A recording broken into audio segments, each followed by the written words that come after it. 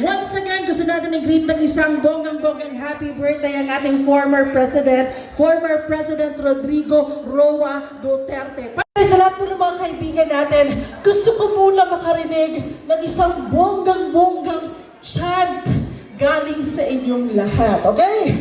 Alam niyo ba kung anong isip?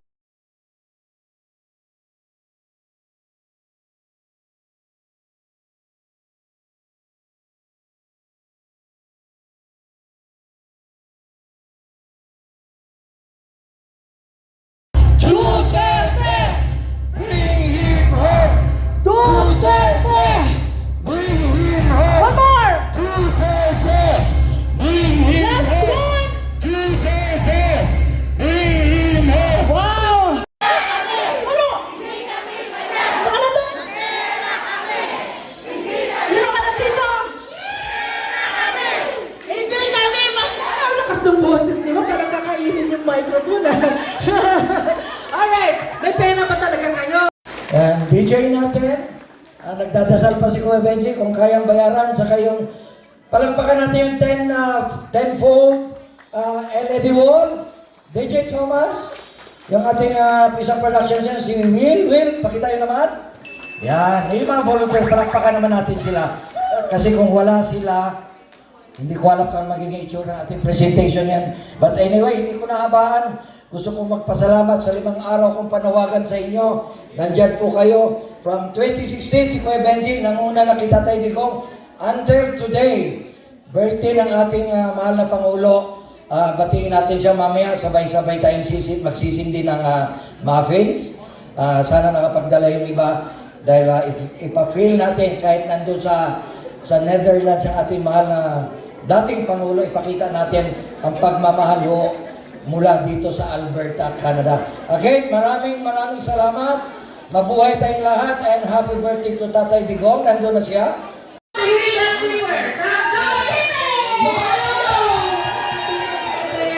sige lang. Mga Piyoda, sagutin mo na po yung tanong natin. Sige lang, anong tanong? Ako po ay taga Usami City. Kung alam niyo kung ano yung Usami City, ang laki talaga ng naitulong ni Tatay Digong, lalo-lalo na sa drugs. Napakalaking naitulong niya sa amin. Happy Tatay Digong at mabuhay ka! Maraming salamat. But I was born and raised in Davao City. So I am one of the million Davaoenos and Filipinos who have witnessed how Duterte or Tatay Digong made our city from trash to the greatest and the safest city of the Philippines. Yeah, maybe before I render the song, I would like to, in behalf of everybody here, I would like to give thanks for Kuya Benji, ang Kuya ng Bayan, and Marian and the rest of the team who have organized this event and have given us the chance to echo our voice and hopefully to continue echoing our voice until our Tatay Digong will be brought back to Davao. Thank you.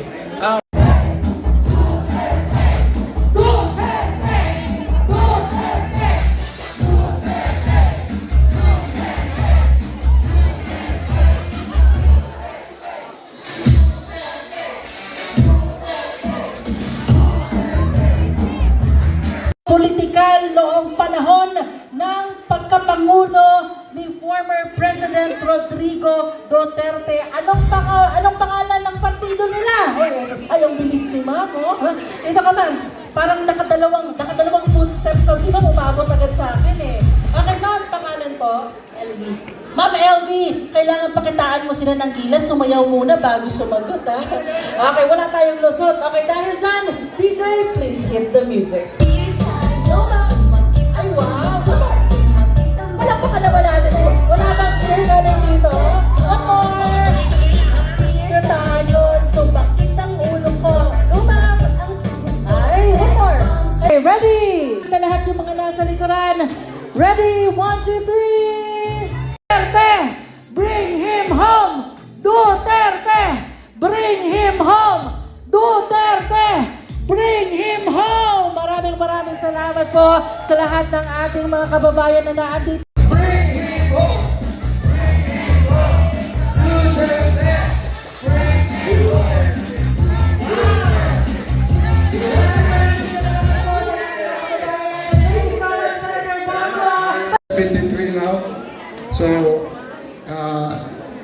our day is 80.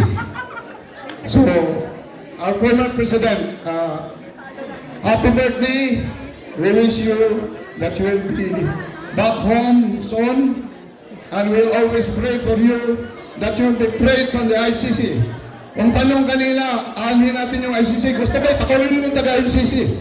Taga-ICC ay pakulong natin dahil illegal yung ginawa nila sa ating dating presidente. Hindi talaga yun makatalungan. Kaya kung yung ako pa nagsabi kanina, gusto Diba, maraming story. And then, his words inspires me to pursue my education. And I applied for a scholarship without knowing him. I thought that it me where I apply, I might disqualify because I serve as barangay chairman, as SK chairman of our barangay. Fast forward to my graduation. Once I finished my college studies, I went to City Hall to personally thank Rodrigo Duterte. He was harmoniously remarked, "Niloko mo ako. Bakit hindi ka nagsabi na nagpa-scholar ka pala sa aking bayuta ka?" Oo. Then, he tricked me. Then he said, he tricked me. Why you didn't tell me that you were applying for a scholarship? Then despite of his tone, because, you know, in Davao City, he promoted LGBTQIA+ in Davao City. So sa Davao City talaga, so equal po yung pagtratar sa mga tao doon. Kahit anong race mo, anong ethnicity ninyo, welcome na welcome po with respect po. Then, Rodrigo Roa Duterte. And 3, 2, 1. Happy birthday to you. Happy birthday to you. Happy birthday, happy birthday. Happy birthday. One more, faster naman, sabay-sabay. Happy birthday to you. Happy birthday to you. Louder.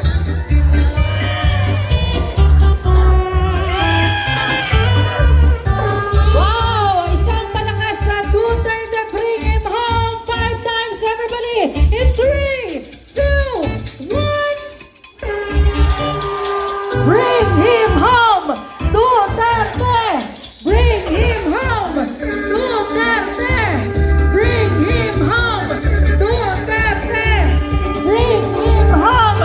Isang malakas na happy birthday, DJ. Hinaan muna natin yung ating music. Ngayon, at paninindigan para sa ating adhikain. Malaking inspirasyon po kayo sa amin upang ipagpapatuloy ang laban para sa isang mas maunlad at ligtas na Pilipinas. Ang inyong pagmamahal sa bayan, kahit malayo kayo, at ay patunay ng ating pagkakaisa. Kasabay dito, hinihikayat ko kayong suportahan ang ating mga PDP Laban Senatorial Campaign.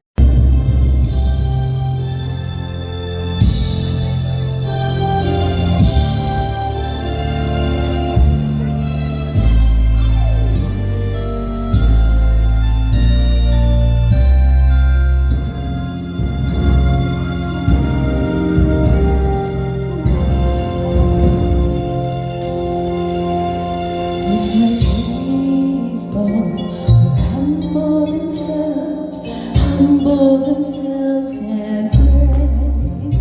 If they seek my face and humble themselves and turn from the wicked ways, I will hear from heaven and forgive their sins. I will hear from heaven.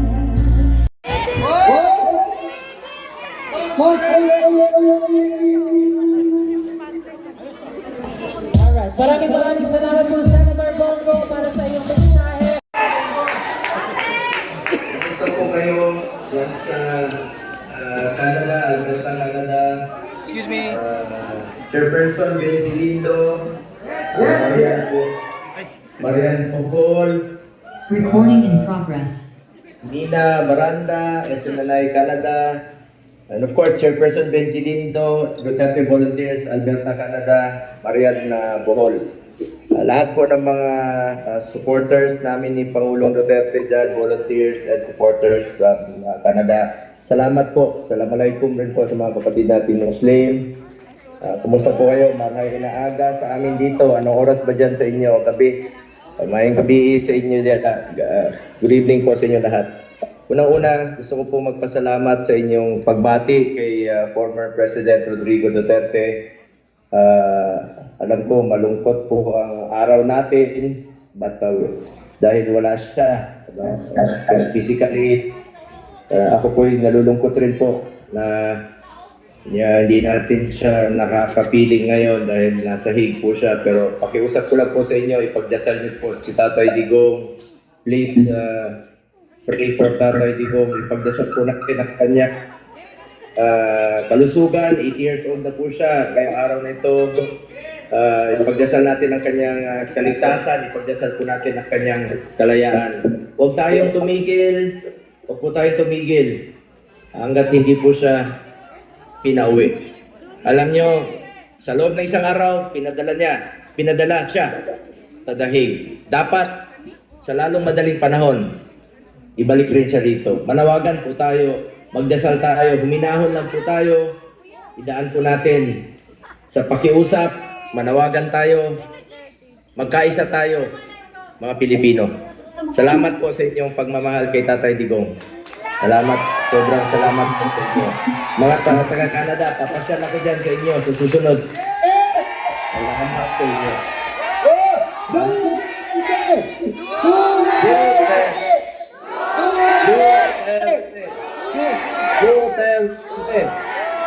Salamat salamat sa inyo lahat. Mahal na mahal ko kayo. Sobrang mahal na mahal ko kayo, mga kababayan ko. Salamat sa inyong pagmamahal kay Tatay Digong. Salamat sa pagmamahal niyo sa amin. Mahal na mahal namin kayo ni Tatay Digong. Salamat po.